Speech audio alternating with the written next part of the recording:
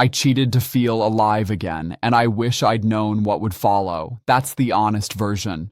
The version I told myself at the time was softer, wrapped in justifications about loneliness and needing to remember who I used to be.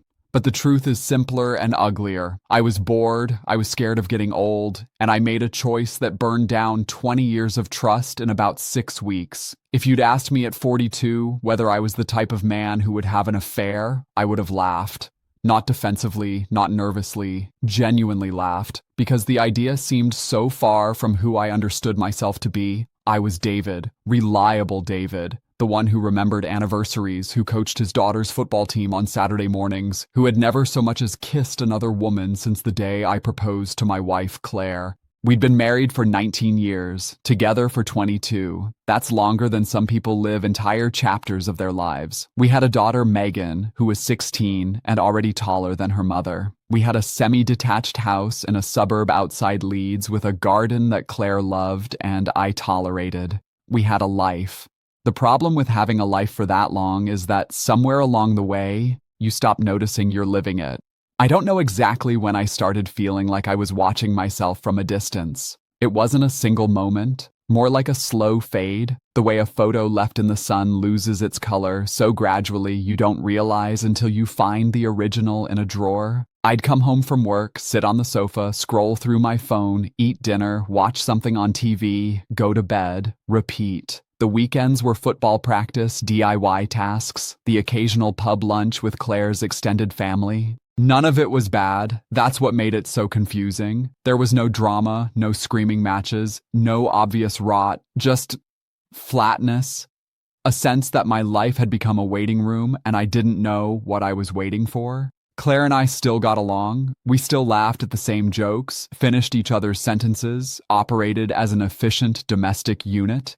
But when I tried to remember the last time I'd felt genuinely excited to see her, not comfortable, not fond, but that jolt of, God, I want to be near you, I couldn't. I told myself that was just marriage, that you can't expect butterflies after 2 decades, that what we had was deeper than passion. It was partnership, stability, love in a quieter key. Maybe that's true. Maybe I was right. And I just didn't have the patience to sit with a quieter key. The affair started at a work conference in Birmingham. That's so cliche it makes me wince even now, but cliches exist because they keep happening. The conference was 3 days of presentations about supply chain innovation. I work in logistics, have done for 15 years.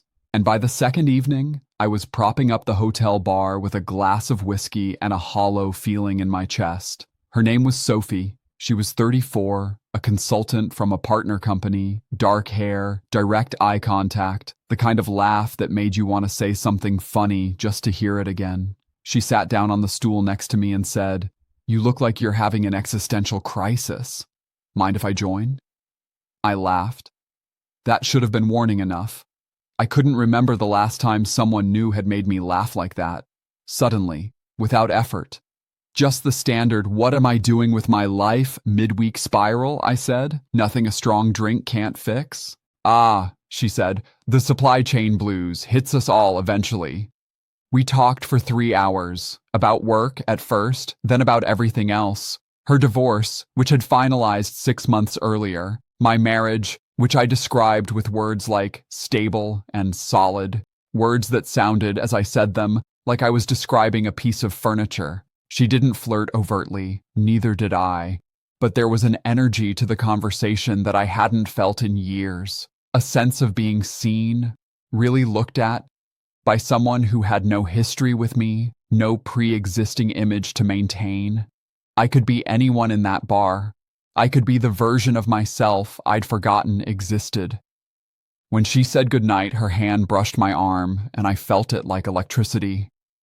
"Same time tomorrow?" she asked. "I'll be here," I said. I went up to my room and stared at the ceiling for 2 hours. My phone sat on the nightstand with 3 unread messages from Claire, a photo of the dinner she'd made, a complaint about the boiler acting up, a "miss you X" that made my stomach twist. I typed back, "Miss you too. Long day. Talk tomorrow." I didn't mention Sophie. That was the first lie. Not a spoken one, just an absence.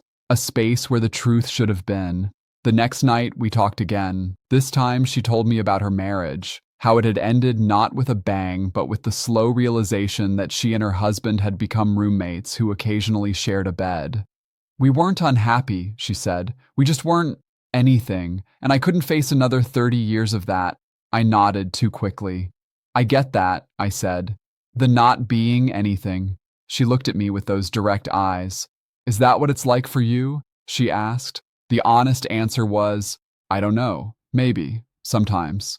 What I said was, some days, yeah, I feel like I'm going through the motions. She didn't tell me I was wrong. She didn't offer advice or platitudes. She just said, that sounds lonely. And something in me cracked. We kissed that night, in the corridor outside the lift, like teenagers. It lasted maybe 10 seconds before we pulled apart, both breathing harder than the moment warranted. That was a bad idea, she said. I know, I said. We stood there in the humming silence of the hotel hallway, and I knew with absolute certainty that I was going to do it anyway.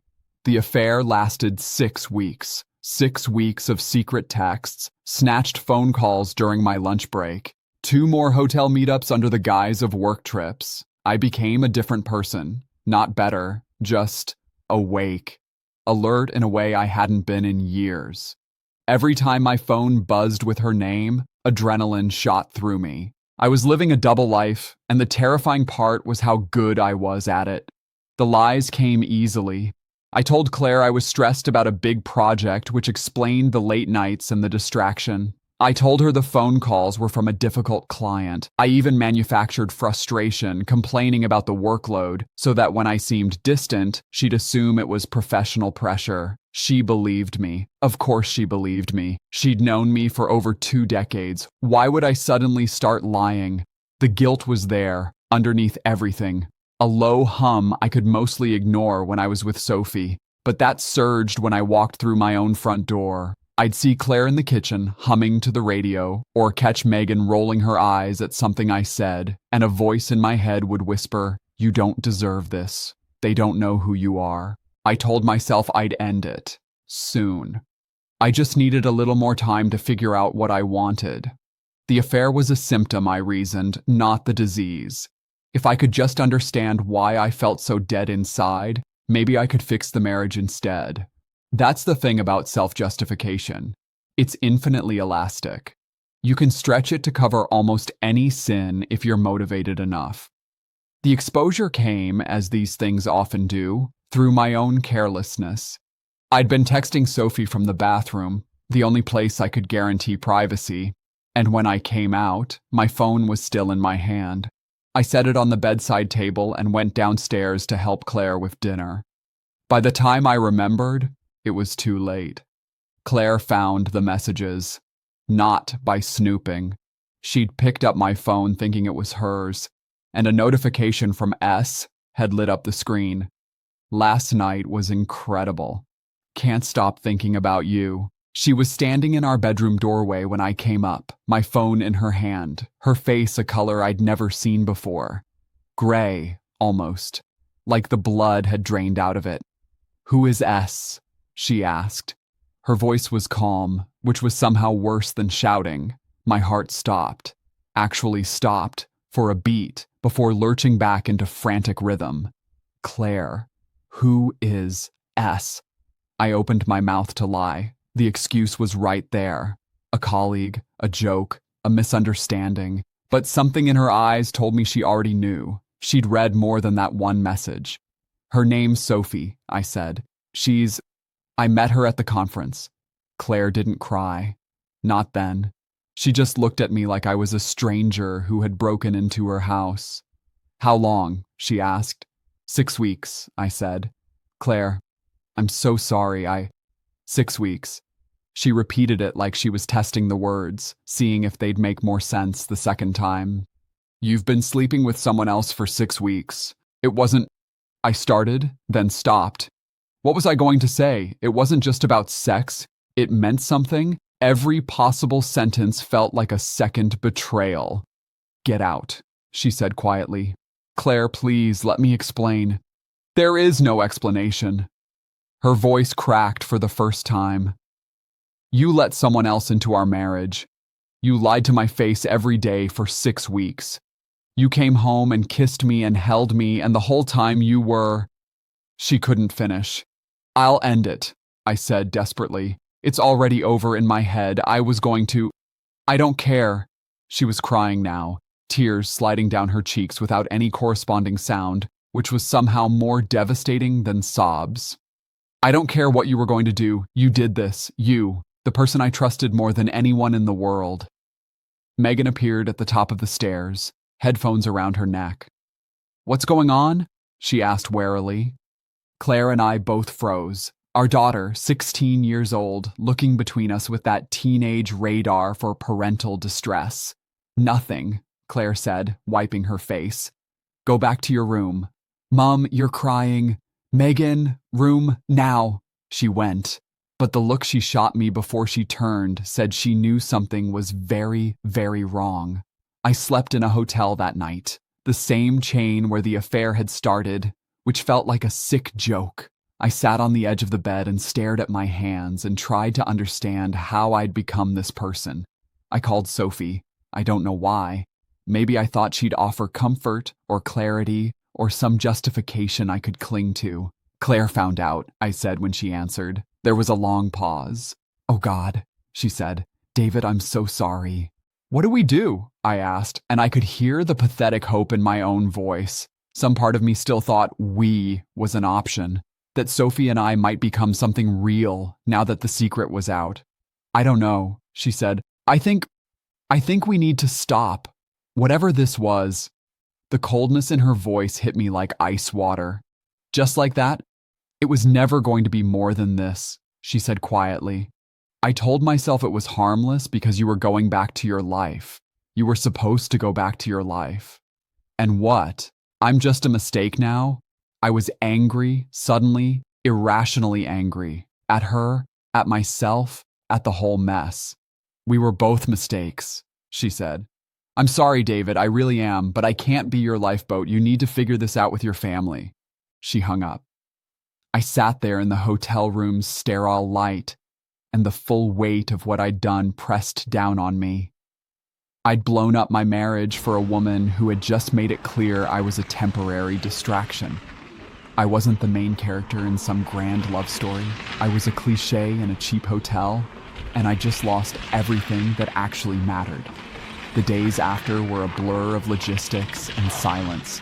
Claire told me through text that I could come get clothes when she and Megan weren't home. She wasn't ready to talk yet. She needed time. I moved into a serviced apartment near the office. It had a bed, a kitchenette, and a window that looked out onto a car park. Every evening I sat there with a microwave meal and scrolled through photos on my phone, holidays, birthdays, ordinary Sundays, and wondered how I'd let myself become someone who would trade all of that for 6 weeks of feeling alive. I tried to call Megan. She didn't answer the first 3 times. On the 4th attempt, she picked up and said, I know what you did. My stomach dropped. Meg, Mom told me. Her voice was flat, stripped of its usual teenage inflection. She didn't want to, but I kept pushing. I figured it out anyway. You were weird for weeks, checking your phone all the time, smiling at nothing. I'm so sorry, I said. I never meant for you to… To what? Find out? That's the part you're sorry about? No, I said quickly. I'm sorry I did it. I'm sorry I hurt your mom. I'm sorry I hurt you. You didn't hurt me, she said coldly. You disappointed me. I thought you were different. I thought you and Mom were solid. Everyone's parents split up, but not you guys. That's what I used to tell myself. I couldn't speak. The lump in my throat was too big. Was she worth it? Megan asked. This woman, Sophie or whatever, was she worth destroying our family? No, I said. She wasn't. Then why? Her voice cracked, and for the first time, I heard the hurt underneath the anger. Why would you do something so stupid? I wished I had an answer that made sense, an explanation that could contain the whole ugly truth and still leave room for redemption. But all I had was, I don't know. I was selfish. I was lost. and I made the worst possible choice. She was quiet for a long moment. Then, I don't want to talk to you for a while. Okay, I said, even though it felt like a knife in my chest. I understand. I don't hate you, she added almost reluctantly. I just can't look at you right now. She hung up. I sat there with the phone pressed to my ear for a full minute after, as if she might come back. The weeks that followed were a masterclass in consequences. Every area of my life was touched by what I'd done, like ripples spreading from a stone dropped in water. At work, I went through the motions. My colleagues didn't know what had happened. I'd told no one, but I could feel myself withdrawing, becoming the ghost of the person I used to be. Meetings felt like performances. Spreadsheets blurred. I made small mistakes I never would have made before, and when my manager asked if everything was okay, I said, just some family stuff. I'm handling it. Handling it. As if any of this was under control. I saw a therapist, eventually. Not because I wanted to, but because Claire said she wouldn't even consider couples counseling unless I'd done individual work first. You don't get to dump your midlife crisis into our marriage and then expect me to fix it with you, she said. You figure out why you did this, then maybe we talk. The therapist's name was Martin. He was older than me, gray-bearded, with a habit of letting silences stretch until I filled them. Tell me about the marriage before the affair, he said in our second session. I'd been dreading this question. It was fine, I said. He waited. Good, even, I added. We didn't fight. We had a nice life. You just? He prompted. I felt invisible, I said finally. Like I could disappear and she wouldn't notice for days, like I was furniture. Did you tell her that? I laughed bitterly. How do you tell someone you've been with for 20 years that you feel like a lamp? You use words, he said mildly, or you act out in ways that demand attention. Which did you choose? I stared at the carpet. The affair, Martin continued, wasn't really about Sophie, was it? No, I admitted. It was about me, feeling seen, feeling like I still existed. And now? Now I exist in the worst possible way, I said. Everyone sees me as the guy who cheated, the dad who ruined everything, Claire's husband who couldn't keep it in his pants. Is that who you are? He asked. It's who I was, I said, for 6 weeks. And apparently, that's all it takes. He leaned forward. Do you believe a person is only defined by their worst choice? That's easy to say when you're not the one who made it, I said. Answer the question. I thought about Claire, about how she'd spent 19 years being kind, patient, loving, how she'd built a home and raised a daughter and showed up every single day.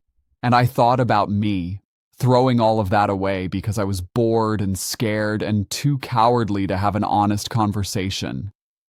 Maybe not only, I said slowly, but it's not nothing. It's not something you can just wash off. No, he agreed. It's not. So what do you do with it? That became the central question of my therapy and eventually of my life. What do you do with the worst version of yourself? How do you carry it without letting it crush you? How do you prove to others and to yourself that you're capable of being more? I didn't have answers, not yet.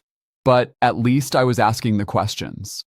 3 months after Claire found out, she agreed to meet for coffee. Not at home, neutral ground, a cafe we'd never been to, where there was no shared history on the walls.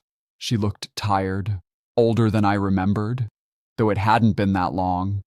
Or maybe I was just seeing her clearly now, without the fog of my own selfishness. You wanted to talk, she said. So talk. I'd rehearsed a dozen opening lines, but they all felt hollow. I'm sorry, I said.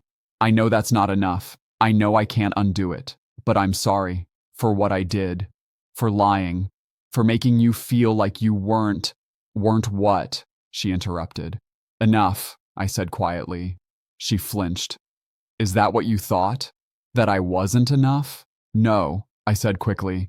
That's not, I didn't think that consciously, but somewhere, in some twisted part of my head, I must have been telling myself that what we had wasn't, I don't know, exciting enough, alive enough. And instead of talking to you about it, I went looking for it somewhere else. With someone else, she corrected. Yes. She wrapped her hands around her coffee cup, not drinking, just holding it. I've been going over it in my head, she said. Every conversation we had in those weeks, every time you said I love you, or kissed me goodbye, or slept next to me, and I keep thinking, how did I not know? Was I that oblivious? That trusting? You weren't oblivious, I said. I was lying, deliberately, constantly. You believed me because I gave you every reason to believe me. That's not your failure. It's mine. But I should have seen something, she said, her voice cracking. We've been together for over 2 decades, David. I know you. I know when you're stressed, when you're tired, when you've had a bad day. How could I not know you were sleeping with another woman? Because I didn't want you to know, I said. Because I worked to make sure you wouldn't. That's not a reflection on you. It's a reflection on me. She looked at me for a long moment, her eyes bright with unshed tears. I hate you a little bit, she said quietly. Maybe more than a little. I know, I said. But I also miss you, she continued. Which makes me hate myself too. How pathetic is that? My husband cheats on me and I miss him. It's not pathetic, I said. We had a life together. You're allowed to grieve it. Is that what we're doing? She asked. Grieving? I don't know, I admitted. I'm just trying to be honest now, for once. She laughed, a short, sharp sound. Bit late for that. Yeah, I said, it is. We sat there in silence for a while, the cafe bustling around us, other people's lives continuing as if nothing monumental was happening at our small corner table. I don't know if I can forgive you, she said eventually. I don't know if I even want to. Part of me thinks I should just cut my losses, move on, start fresh without someone who would do this to me. If that's what you need, I understand, I said, even though the words felt like swallowing broken glass. But another part of me, she continued, is angry that you get to just blow everything up and walk away. Like this was a game you got bored of. You don't get to escape this, David. You don't get to run off with someone else and leave me with the wreckage. I'm not running off with anyone, I said. Sophie and I ended. It was never going to be anything real. I don't care about Sophie, Claire snapped. I care about us, about what you did to us, about whether there's anything left to save or whether you've just killed it. I took a breath. What would saving it look like? I asked. To you? She shook her head. I don't know yet. I need more time, and I need you to keep doing the therapy, keep looking at yourself. Because if we ever try again, and that's a big if, I need to know this won't happen again. I need to understand why it happened in the first place. So do I said. Good, she said. Then maybe we have something to work with. She stood up, gathering her bag. I stayed seated, not sure if I was supposed to follow. I'll call you, she said, when I'm ready for the next conversation. Okay, I said. She hesitated at the edge of the table, then said something that lodged itself in my chest and stayed there. You didn't just cheat on me, David. You cheated on who you were. The man I married wouldn't have done this. So the question isn't just whether I can forgive you, it's whether you can figure out who you actually are now. Because the stranger who came home to me for 6 weeks, I don't want to be married to him. She left. I sat there with my cold coffee and her words ringing in my ears.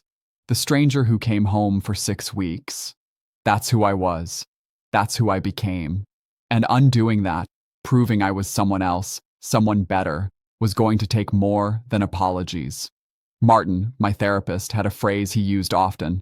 The story you tell yourself matters. He didn't mean self-deception. He meant that the way you frame your actions shapes what you do next. If I told myself I was a helpless victim of circumstance, lonely, neglected, pushed to it, then I'd never take real responsibility. If I told myself I was irredeemably evil, I'd collapse into shame and never change. The truth was somewhere in between. I was a person who made a terrible choice, not because I was destined to, but because I failed to make better ones. I failed to talk to my wife about feeling disconnected. I failed to suggest couples therapy before things got this bad. I failed to recognize that the flatness in my life was a signal, not a sentence. You were asleep, Martin said in one session, emotionally, and instead of waking up through honest conversation, you woke up through transgression.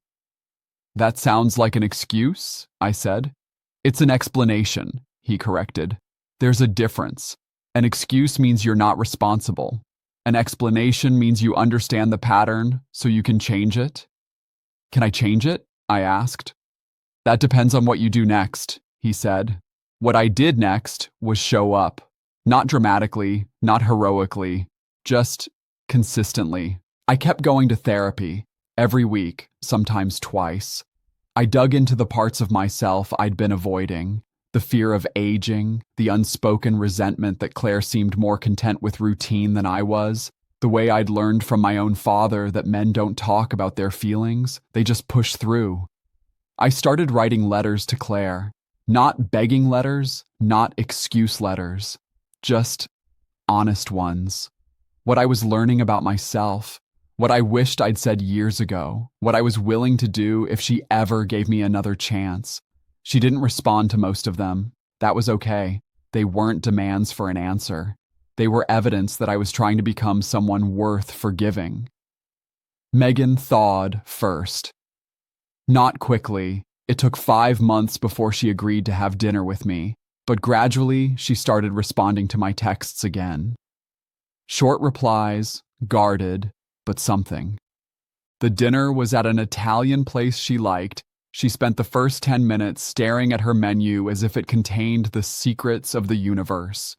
"You're doing the therapy thing," she said finally, not looking up. "Yeah," I said, "every week." "Is it helping?"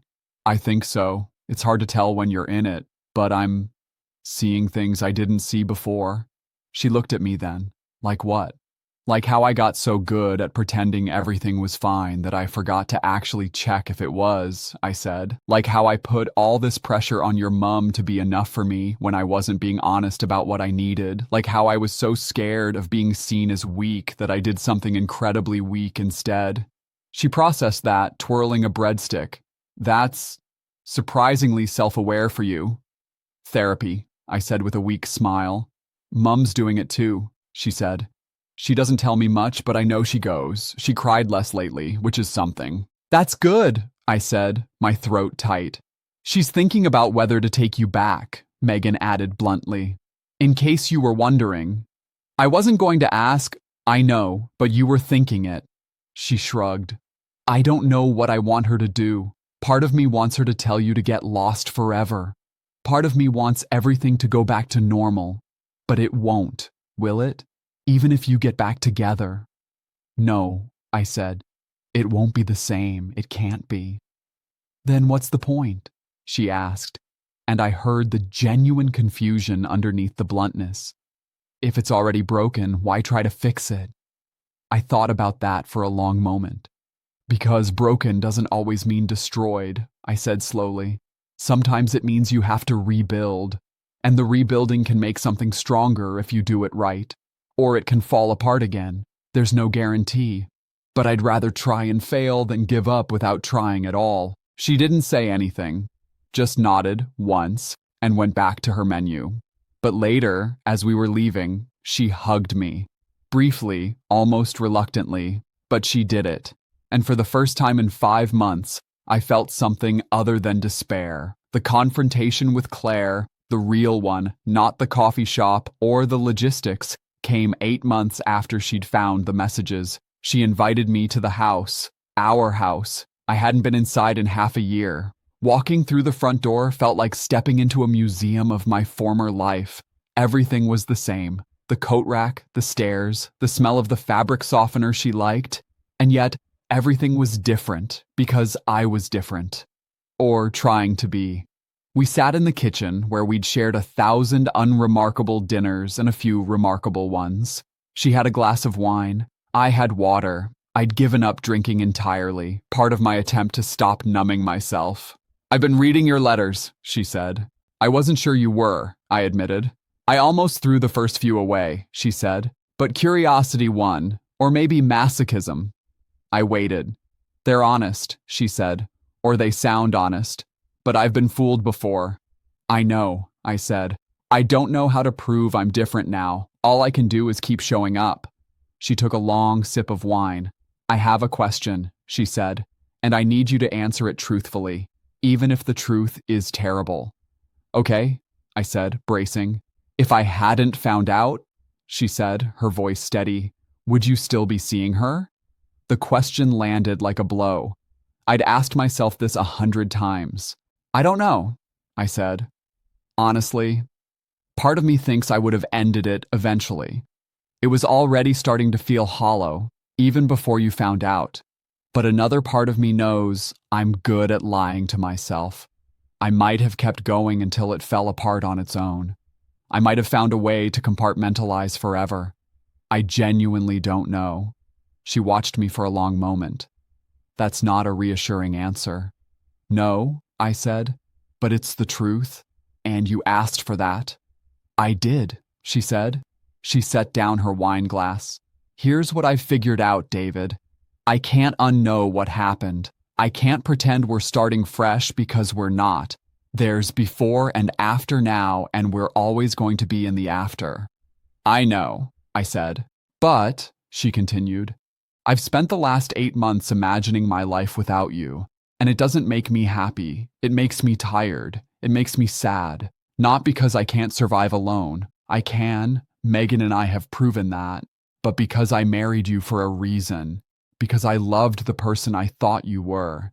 And some of that person is still in there, underneath all the mess." I held my breath. "I'm not forgiving you," she said firmly. "Not yet.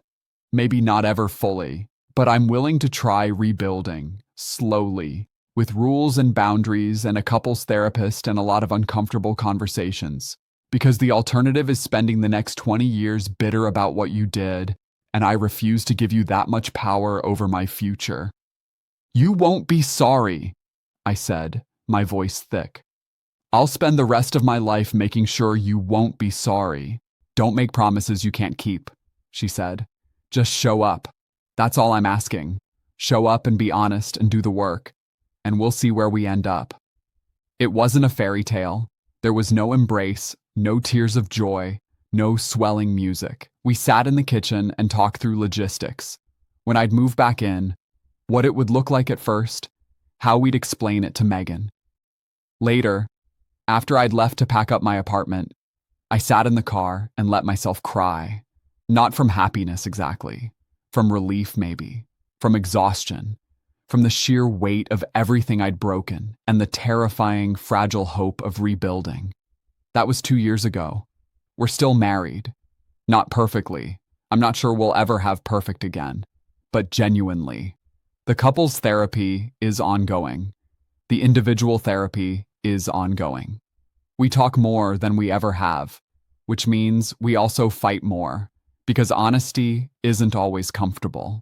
There are moments when Claire looks at me and I see the wound still there, just beneath the surface. There are nights when I wake up and find her on the edge of the bed staring at the wall, and I know she's remembering. I don't push, I don't ask, I just let her know I'm there. Megan is at university now, 200 miles away. She calls home every Sunday. She's closer to her mom than to me, and that's fair. But last month, when I drove up to help her move into a new flat, she said something that made me pull over after I left. "You're different now," she said, standing in the doorway of her building. "Less like a robot, more like a person." "Is that good?" I asked. "Yeah," she said. "It's annoying sometimes, but it's good." I laughed. Then I cried.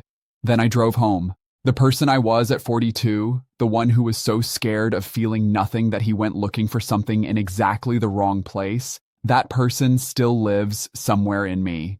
I don't think you fully erase the worst versions of yourself. You just learn to keep them smaller, quieter, less powerful. I wake up now and Claire is beside me. Not every morning. She still sleeps in the spare room sometimes when she needs space, but most mornings. And when I see her there, I don't feel boredom or flatness or that hollow yearning for something else. I feel gratitude and fear and the constant, deliberate choice to be someone who deserves to be there. That's what I wish I'd known before. That feeling alive isn't a thing that happens to you. It's not a person who shows up and fixes your emptiness. It's a choice you make every day to be honest about who you are and what you're afraid of. I chased a feeling and lost nearly everything. I clawed my way back, not through grand gestures, but through small, boring, daily acts of honesty. If there's a lesson in my story, it's this. The lie you tell to feel alive will cost you the life you already had, and you won't know what it was worth until it's gone. That's the line I'd leave on this, if I were trying to condense it into something shareable. You don't feel alive by running from your life. You feel alive by telling the truth inside it.